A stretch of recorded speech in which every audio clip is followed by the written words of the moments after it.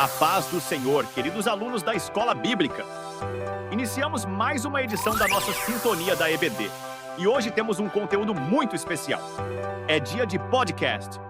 Um momento preparado para edificar a sua fé, aprofundar o conhecimento da palavra e preparar o coração para a lição deste domingo.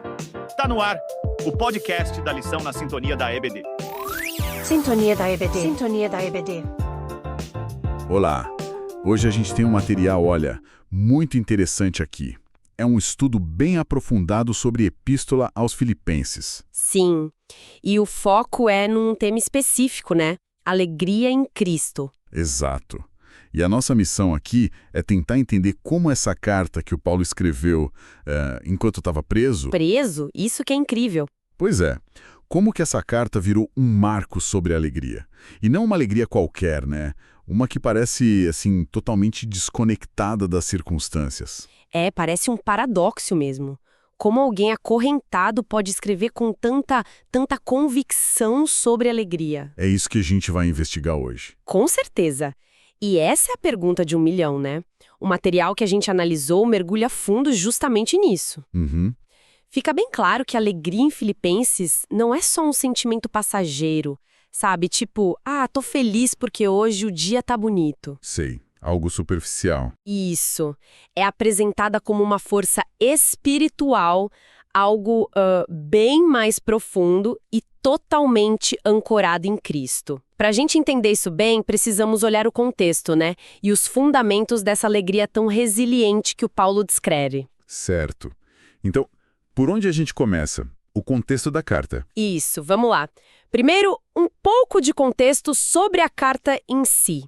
Olha, não há muita dúvida sobre a autoria ser de Paulo. Ele mesmo se apresenta logo no comecinho, Filipenses 1, versículo 1. Tá. Ele até menciona o Timóteo junto, talvez por respeito ou porque o Timóteo ajudou a escrever como escriba, mas a voz ali é claramente a do Paulo. Entendi. E sobre quando e onde foi escrita? Então, o consenso acadêmico é que foi durante a prisão de Paulo em Roma, lá pelos anos 60 a 62 depois de Cristo.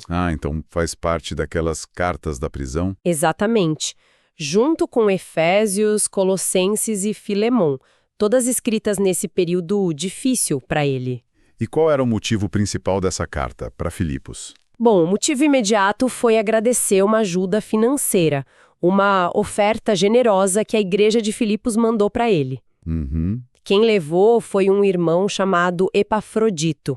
Aliás, esse Epafrodito ficou muito doente no caminho, sabe? Quase morreu mesmo. Nossa! Mas ele se recuperou, aí o Paulo manda ele de volta para Filipos, levando essa carta.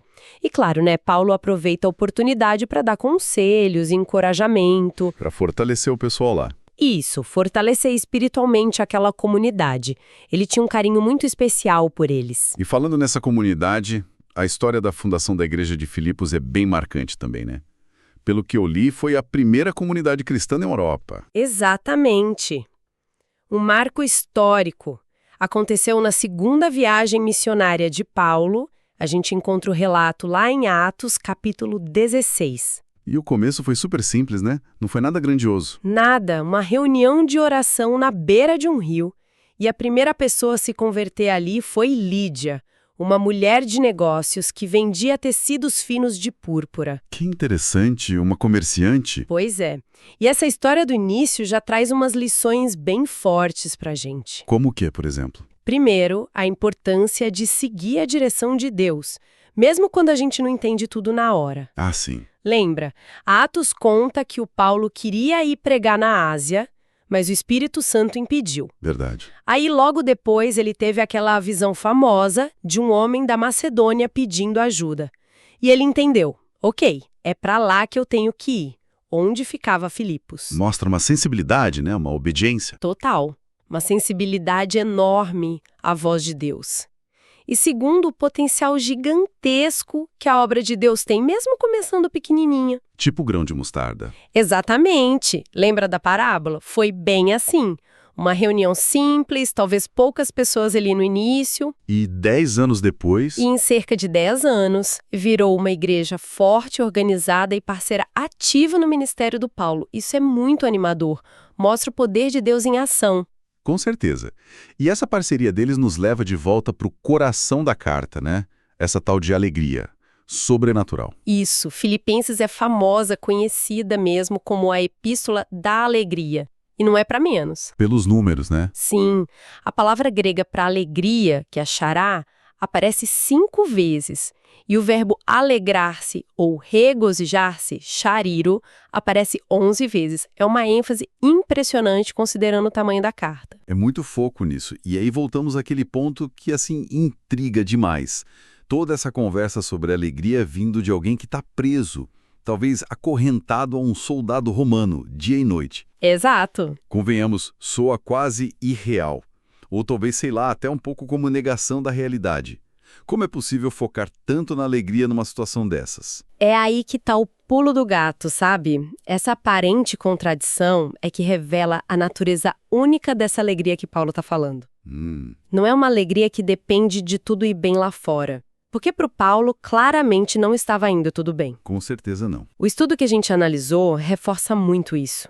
É uma alegria espiritual. Lá em Gálatas 5:22, é descrita como um fruto do Espírito. Ah, sim, fruto do Espírito. Ou seja, é algo que vem de Deus. É uma graça, um presente, que nasce da conexão profunda com Cristo, do amor dele. Por isso ela não depende das circunstâncias externas, sabe? Do sobe e desce da vida. Entendi. A ideia central do estudo é que só o Evangelho, só essa relação com Cristo, oferece esse tipo de felicidade que é genuína e que dura, que permanece. Entendi. Não é aquela felicidade de capa de revista, né? Baseada em ter sucesso, saúde perfeita, conta bancária cheia, tudo no lugar. De jeito nenhum. É outra coisa, totalmente diferente. E o interessante é que, segundo esse material que a gente está vendo, já no primeiro capítulo da carta, o Paulo começa a mostrar os pilares, as bases que sustentam essa alegria. Exatamente. Ele não só fala da alegria, ele mostra como ela se sustenta na prática. Vamos dar uma olhada nesses pilares, então? Vamos sim. O primeiro pilar que o estudo identifica é o serviço. Mas olha, não é qualquer tipo de serviço. Como assim? É a cooperação ativa no Evangelho. Paulo elogia muito os filipenses por isso. Lá em Filipenses 1, versículo 5.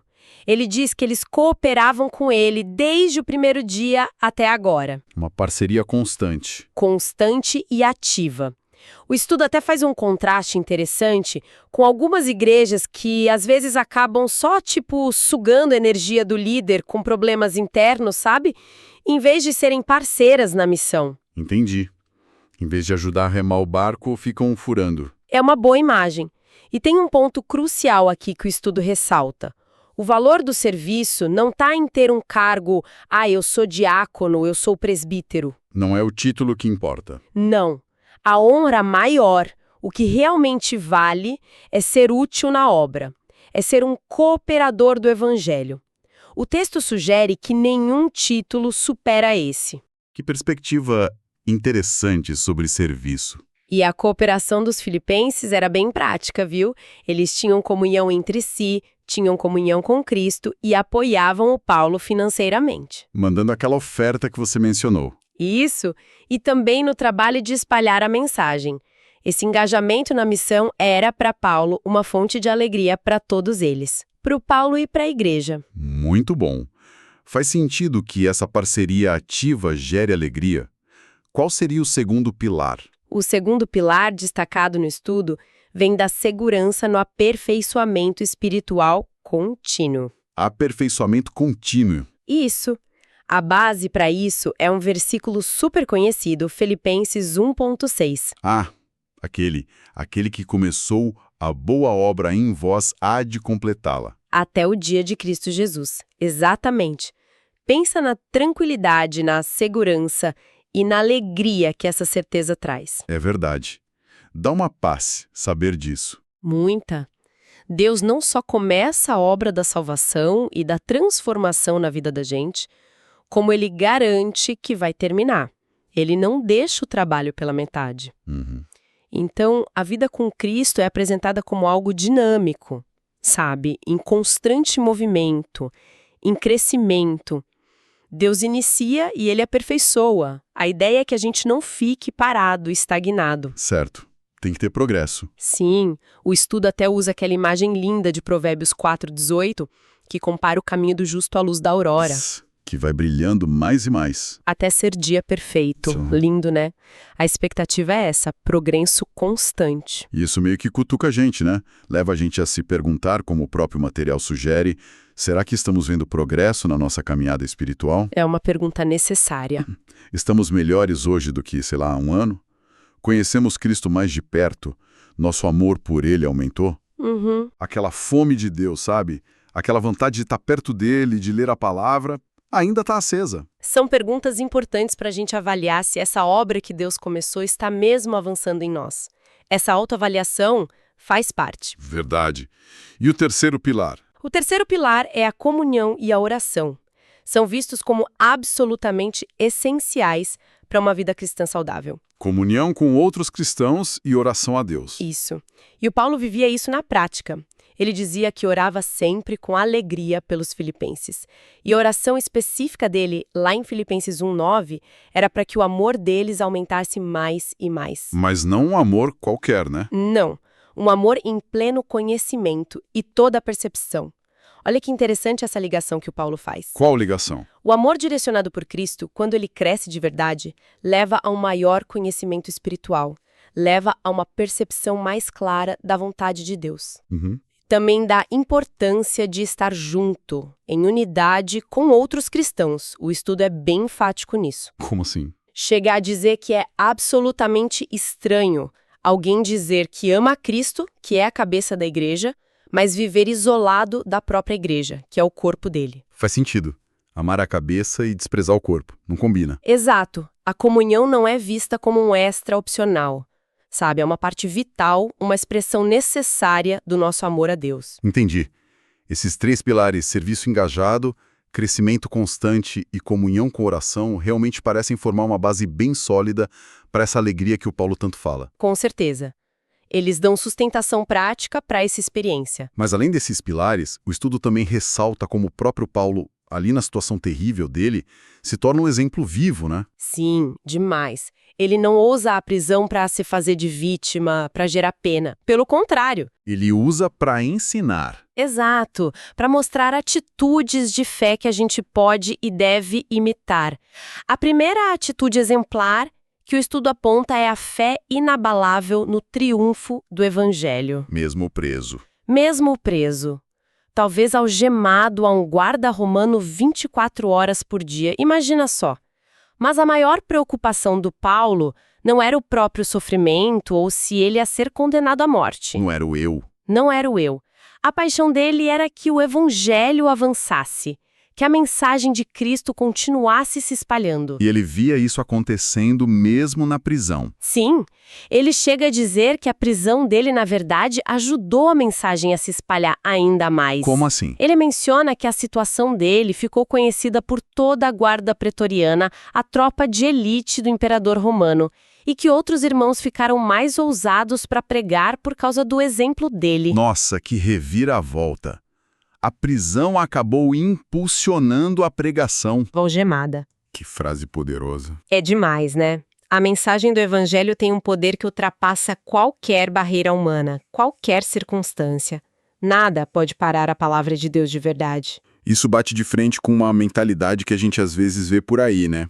Uma fé muito focada só em benefício próprio, em sucesso pessoal, em ser exaltado. Sim, infelizmente. Uma fé muito autocentrada. E Paulo mostra o oposto. A disposição de abrir mão de tudo, de enfrentar qualquer dificuldade por amor a Cristo e a mensagem dele. É um chamado claro à renúncia por algo maior que nós mesmos. Totalmente. E isso nos leva à segunda atitude de Paulo que o estudo destaca: o foco total em engrandecer a Cristo acima de tudo. Engrandecer a Cristo. Isso. Lá em Filipenses 1:20, ele fala da sua ardente expectativa e esperança. E qual era essa expectativa? Ser solto, sobreviver. Não, era que Cristo fosse engrandecido no corpo dele, quer pela vida, quer pela morte. A prioridade máxima, o alvo número 1, não era ele se dar bem, Não era ser solto, nem mesmo sobreviver. Era a glória de Cristo. Exato. Era que Cristo fosse glorificado através dele, fosse qual fosse o resultado do julgamento. O bem-estar pessoal dele ficava em segundo plano. Que nível de entrega, né? É impressionante. E a pergunta de fundo para Paulo não era o que vai acontecer comigo, mas se em Cristo está sendo exaltado com isso. E isso levanta uma questão profunda para nós hoje, que o estudo também provoca. Qual é o nosso alvo principal na vida? É nossa própria imagem? Nosso status, nossa carreira, nosso conforto? Ou é outra coisa? Ou é que a mensagem de Cristo seja conhecida e o nome dele seja exaltado? A perspectiva do Paulo realmente desafia as nossas prioridades mais básicas. Com certeza, desafia. E qual a terceira atitude exemplar? Chegamos à terceira. A segurança profunda de Paulo sobre a eternidade, mesmo diante da possibilidade real da morte. É aqui que surge aquela declaração impactante de Filipenses 1:21. Aquela famosa, porque para mim o viver é Cristo. E o morrer é lucro. Que frase, que declaração de fé. Ela revela uma convicção assim absurda sobre o que vinha depois da morte. Morrer é lucro. É muito forte pensar nisso. É, fortíssimo. Para Paulo, morrer não era o fim trágico, o grande medo que assombra tanta gente. Ele via a morte como lucro. Mas por que lucro? O que ele ganharia com a morte? Porque significava estar finalmente e completamente na presença de Cristo. Livre das limitações, do sofrimento, das lutas dessa vida aqui, seria a realização plena da união dele com o Salvador que ele tanto amava e servia. Estar com Cristo era o prêmio final. Exatamente, o maior de todos os lucros. E tem um detalhe interessante sobre a linguagem que ele usa aí, né? Que o estudo aponta. Sim, um detalhe linguístico fascinante.